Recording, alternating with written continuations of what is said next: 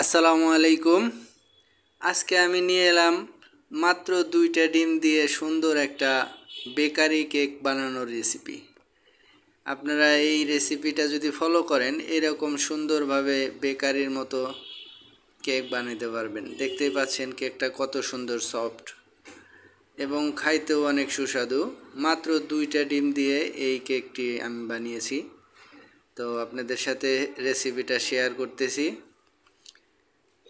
তো প্রথমেই 1 কাপ পরিমাণ ময়দা নিয়েছি, দেখতে পাচ্ছেন। এর সাথে 1 টেবিল চামচ পরিমাণ বেকিং পাউডার দিব আর মাত্র 2টে ডিম। ডিম দুটো আগে আমি ফেটিয়ে নিব।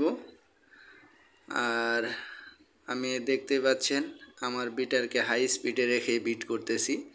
এটা ওভার বিট করলেও সমস্যা নেই, এটা যেহেতু বেকারি কেক হবে। আমি একদম হাই স্পিডে দিয়ে খুব ভালো করে বিট করে নিচ্ছি। বিট করে ভালোভাবে ফোমিং করা হয়ে গেলে এর সাথে চিনি দিয়ে দিবেন 1/3 কাপ পরিমাণ। আর মিষ্টি কম খাইতে চাইলে একটু পরিমাণে কম দিবেন। এরপরে আবারও ভালোভাবে বিট করে নেবেন। তো দেখতে পাচ্ছেন আমি একদম চূড়ান্তভাবে বিট করে ফোমিং করে নিচ্ছি। এর সাথে 1/3 কাপ পরিমাণ সয়াবিন তেল অ্যাড করবেন। অন্য কোনো তেল, অলিভ অয়েল বা অন্য তেলও অ্যাড করতে পারেন আপনারা চাইলে। তো দেখতে পাচ্ছেন আবারও আমি বিট করে নিচ্ছি, একদম হাই স্পিডে বিট হচ্ছে। এর সাথে 1 কাপ পরিমাণ দুধ দিয়ে দিবেন। তো দেখতে পাচ্ছেন আমি দুধটা ঢেলে নিলাম, আবারও বিট করতে থাকবেন। ফোমিং হচ্ছে খুব সুন্দরভাবে। আপনারা হাই স্পিডে বিট করে একদম ফোম করে নেবেন। এর সাথে 1 টেবিল চামচ পরিমাণ আপনারা ভ্যানিলা এসেন্স যোগ করতে পারেন ফ্লেভারের জন্য। আমি 1 টেবিল চামচ ভ্যানিলা এসেন্স যোগ করে দিলাম। এরপরে আবারও আমরা বিটার দিয়ে বিট করতে থাকব, ভালোভাবে ফোম করে মিক্স করে নিব। এবং এর সাথে শুকনা উপকরণ আমাদের বেকিং পাউডার প্লাস ময়দাগুলা একটা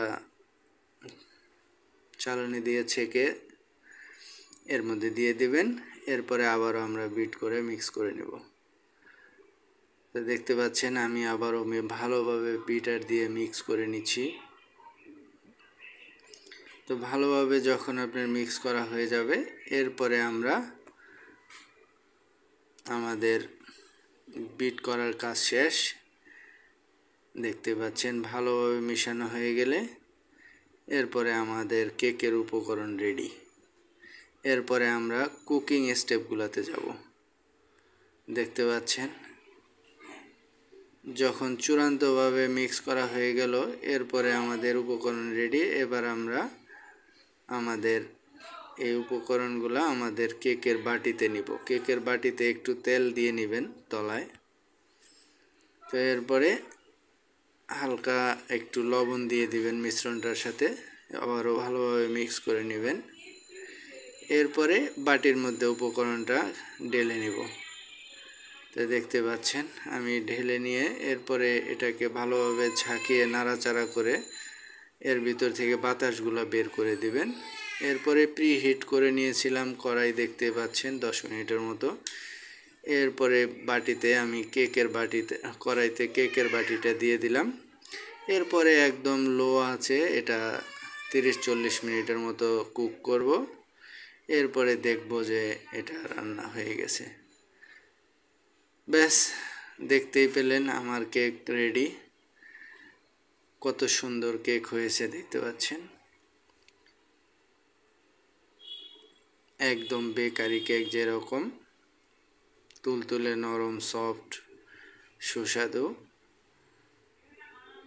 ঠিক আপনার কেকটিও এরকম হবে। আপনারা অবশ্যই আমার রেসিপিটা ট্রাই করবেন।